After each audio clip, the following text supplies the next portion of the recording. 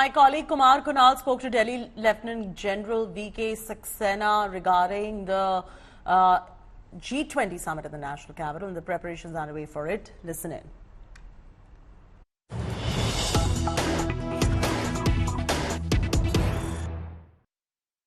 राजघाट पर हम हैं और G20 एक तरीके से पूरे हिंदुस्तान की ताकत दिखाने के लिए, उसकी क्षमता दिखाने के लिए आयोजित तो हो ही रहा है। दिल्ली की कई सारी चीजें, दिल्ली खूबसूरत भी दिखेगी। हमारे साथ दिल्ली के उपराज्यपाल विनय कुमार सक्सेना साहब हैं। सबसे पहले तो स्वागत है आज तक पर और इंडिया टुडे पे। ये जो पूरी आपने तैयारी की है, इसको लेकर के हर कोई चकित है कि किस तरीके से इतनी जल्दी और कम समय में दिल्ली को ट्रांसफॉर्म किया गया है। आपने तो काम किया है और बहुत सारी एजेंसियों ने भी काम किया है। कैसे हुआ ये रोड मैप, कैसे तैयार? अगर मैं कहूं कि दिल्ली में जितनी भी एजेंसीज हैं और अगर मैं उनका नाम लेना चाहूं तो जिसमें एनडीएमसी है, पीडब्ल्यूडी है, डीडीए है, सीपीडब्ल्यूडी है, एनएचएआई है, कैंटोनमेंट बोर्ड है, सभी ने मिलकर दिल्ली को एक खूबसूरत बनाने का कार्य किया है। पिछले 2 महीनों से बहुत मेहनत हो रही थी। हर रोज मैं विजिट कर रहा था। दिल्ली को जो सबसे ज्यादा जरूरत थी वो ये कि कोई उसे संभाल ले, और वो काम हम लोगों ने किया। और जो ट्रांसफॉर्मेशन हुआ है वो इसलिए सबको अद्भुत लगता है क्योंकि इस 2 महीने के पीरियड में सैकड़ों फाउंटेन्स लगे, स्टैचूज लगी, आर्टिफैक्ट्स लगाए गए, रोड्स को क्लीन किया गया, रिपेयर किया गया, फुटपाथ्स जो टूटे हुए थे उनको रिपेयर किया गया।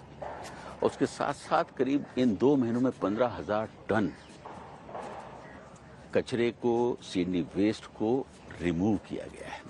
तो आप समझ सकते हैं कि दिल्ली कितनी निग्लेक्ट थी। बिल्कुल, और यही एक जो सबसे बड़ी बात है कि चैलेंजेस बहुत सारे थे। बीच में बाढ़ भी आ गई जी। और ये जहां पर हम राजघाट में इस समय चल रहे हैं, यहाँ पर पूरा एक तरीके से तालाब में ये बदल गया। जी, उसका पानी निकालना और बाकी सारी चीजें करना, तो ये जो चैलेंज था, ये कितना बड़ा चैलेंज आप मानते हैं, कितनी बड़ी चुनौती थी? क्योंकि दिल्ली को जहाँ है जिस तरीके से उसको वर्ल्ड क्लास बनाना, ये चुनौती कितनी बड़ी? इसमें कोई शक नहीं है कि जो बाढ़ आई वो बहुत बड़ी बाढ़ थी। मैं ये भी कहूंगा कि वो मैन मेड थी। हम उसको प्रिवेंट कर सकते थे, लेकिन ठीक है, जो हो गया वो हो गया।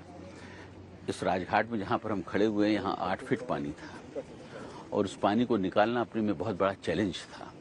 लेकिन पूरी टीम जो है जुट गई, सारे लोगों ने दिन रात काम किया और उस पानी को निकाला। और आज आप देख रहे हैं कि राजघाट फिर उसी ग्लोरी पर आ गया है और हम G20 के मेहमानों को रिसीव करने के लिए यहाँ पर तैयार हैं। चैलेंजेस आते हैं, लेकिन सवाल उठता है कि हम कैसे उसको हैंडल करते हैं, और हैंडल करने के लिए एक लीडरशिप की जरूरत होती है। तो मुझे खुशी है इस बात की कि पूरी टीम जो थी, हमारे दिल्ली के जो डिफरेंट डिपार्टमेंट्स हैं, उन्होंने एक टीम के तरीके से काम किया, सबने मिल के काम किया और आज हम इस मुकाम पर पहुंच गए। अच्छा, आपके पास जो है साधन जो है वो लिमिटेड है, रिसोर्सेज लिमिटेड है, काम करने वाले वही लोग हैं, उनको मैं मोटिवेट करना। और केवल बात ये नहीं है कि ये पूरी जो छवि जाएगी वो पूरे हिंदुस्तान की जाएगी, वर्ल्ड में जाएगी। सबसे जो बड़े नेता हैं पूरे विश्व के वो आ रहे हैं। इसको किस तरीके से आप इसको मोटिवेशन के तौर पर मानते हैं, या आपको लगता है कि ये एक बड़ी ये भी है क्योंकि अगले 7-8 दिन बहुत क्रूशियल होने वाले हैं, बहुत मुश्किल वाले होने वाले हैं, उसको आप किस तरीके से देखते हैं? मैं आपसे एक बात जरूर कहूंगा कि जो हमारे अधिकारी हैं, चाहे किसी भी डिपार्टमेंट के हों, उनमें क्षमता बहुत है करने की। सिर्फ बात ये थी कि उनको हम कैसे यूटिलाइज करें और किस तरीके से यूटिलाइज करें।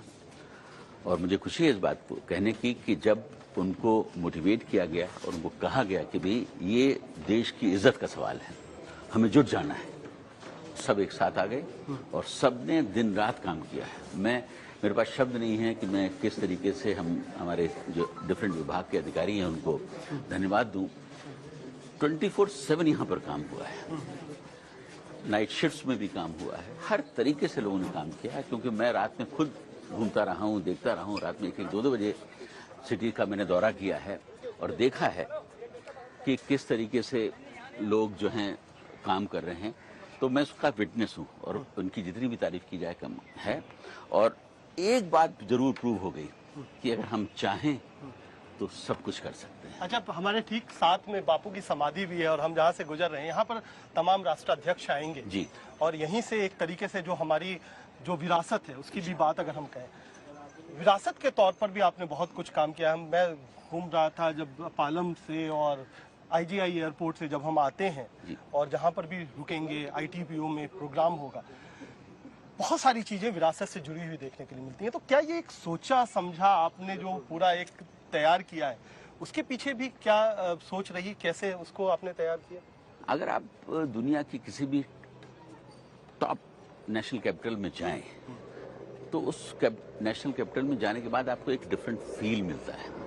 जो उस देश की विरासत है उसको दिखाया जाता है। हमारी भी ये कोशिश थी कि जो हमारे देश की विरासत है, हमारा जो कल्चर है, हमारी जो आर्ट है, उसको हमारी नेशनल कैपिटल में दिखाना चाहिए। इसी वजह से फाउंटेन्स को लाया गया, स्टैचूज को लगाया गया और इसमें हजारों आर्टिजन्स ने मिलकर काम किया है। इस वजह से इतने कम समय में हम उसको दिखा सके। अब लायन आपने देखा होगा, शेरों के जो है स्टैचूज लगाए गए हैं।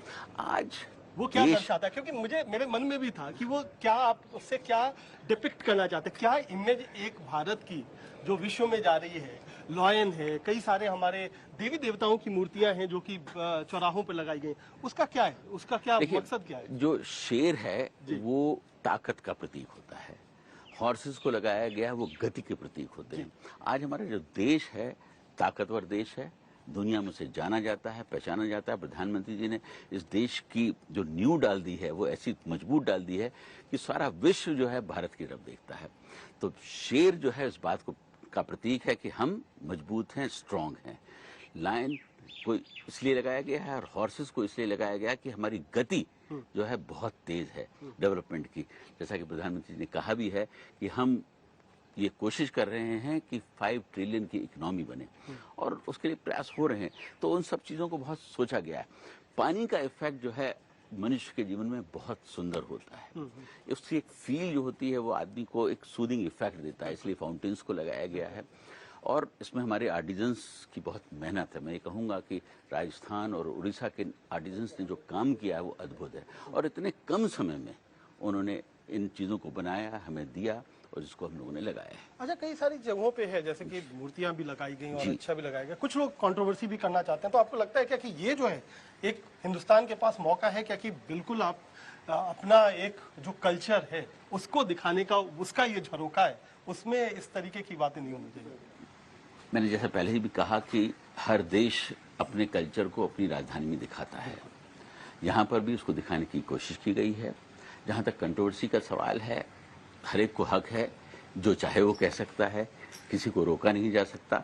लेकिन हाँ, हमारी कोशिश है कि दिल्ली को हमें इतना सुंदर बनाना है, इतना अद्भुत बनाना है कि जो विदेशी मेहमान यहाँ पर आ रहे हैं वो यहाँ से ये इम्प्रेशन लेके जाएं कि हिंदुस्तान मजबूत तो है ही, इसके साथ साथ एक बहुत खूबसूरत इसकी कल्चर की भी आप डिपिक्ट करने की, उसको भी दर्शाने की कोशिश की। बहुत जगहों पर आपने देखा होगा कि यक्षिणी की मूर्तियां लगाई गई।